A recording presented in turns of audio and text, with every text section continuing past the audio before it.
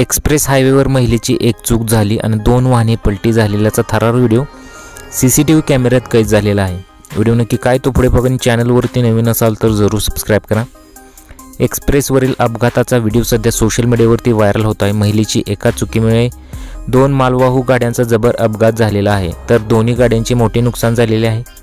Viral होत असलेल्या व्हिडिओमध्ये तुम्ही पाहू शकता की व्हिडिओमध्ये एक गाडी एक्सप्रेस हायवेवर अचानक थांबलेली दिसत आहे, म्हणजेच तिला टर्न घ्यायचा असतो। तर एक्सप्रेसवरून बाहेर जाण्यासाठी असलेल्या सर्व्हिस रस्त्याने बाहेर जाण्यासाठी ही गाडी मध्येच थांबली होती।